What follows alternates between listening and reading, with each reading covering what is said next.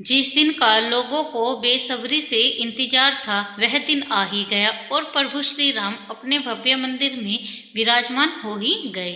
22 जनवरी 2024 को अयोध्या के राम मंदिर में प्रभु श्री राम की बाल रूप में प्राण प्रतिष्ठा की गई। प्राण प्रतिष्ठा, यह शब्द काफी दिनों से बहुत सुनने को मिल रहा है, लेकिन क्या कभी किसी ने यह सोचा है कि आखिरकार प्राण प्रतिष्ठा का मतलब क्या होता है और प्राण प्रतिष्ठा के दौरान प्रतिमा की आंखों पर पट्टी क्यों बांधी जाती है? क्या है इसके पीछे का धार्मिक महत्व? आज मैं आपको अपने इसी वीडियो में बताऊंगी। जब किसी मंदिर में भगवान की प्रतिमा को विराजमान किया जाता है तो सबसे पहले उस प्रतिमा की प्राण प्रतिष्ठा की जाती है।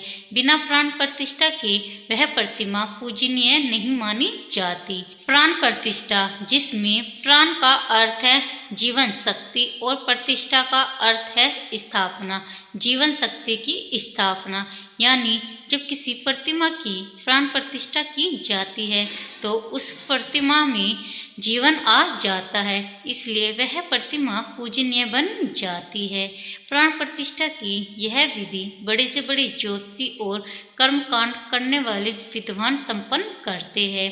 प्राण प्रतिष्ठा को करने के लिए सबसे पहले मूर्ति को 5 पवित्र नदियों के जल में स्नान कराया जाता है। फिर स्वच्छ वस्त्र से पूछकर उस प्रतिमा को सुंदर आभूषण और वस्त्र पहनाए जाते हैं और फिर जिस आसन पर मूर्ति को विराजमान किया जाता है वहां पर चंदन का लेप कर दिया जाता है और फिर मूर्ति की आंखों पर पट्टी बांध दी जाती है। यह भी एक प्रश्न है कि आखिर क्यों मूर्ति की आंखों पर पट्टी बांधी जाती है। इसके पीछे एक धार्मिक महत्व है, वो भी मैं आपको आगे बताऊंगी। जब मूर्ति की आंखों पर पट्टी बांधी जाती है फिर वह मूर्ति की पूरे नगर में यात्रा कराई जाती है और फिर मंदिर में विराजमान किया जाता है।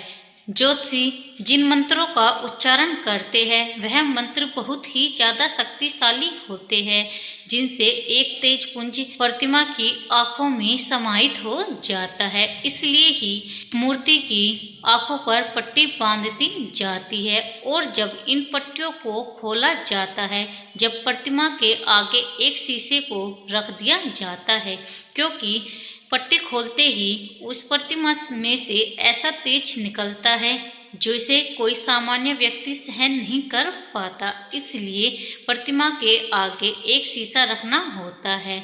जैसे ही वह तेज शीशे पर पड़ता है या तो शीशा चटक जाता है या चकनाचूर हो जाता है और फिर प्रतिमा पूजनीय योग्य हो जाती है।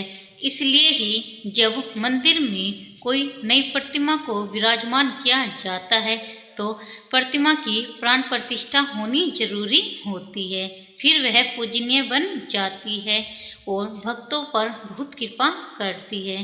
तो आज आपको मेरी इस वीडियो से प्राण प्रतिष्ठा के बारे में पता चल ही गया और प्रतिमा की आंखों पर क्यों पट्टी बांधी जाती है इस बारे में भी पता चल गया।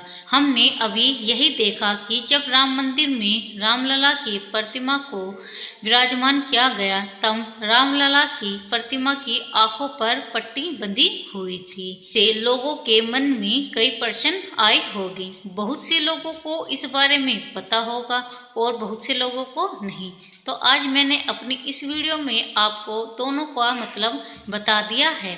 तो हमारी इस वीडियो को ज़्यादा से ज़्यादा शेयर कीजिए ताकि आपके साथ औरों को भी इस बारे में पता चल सके और कमेंट में जय श्री राम लिखना मत भूलिएगा। जय श्री राम।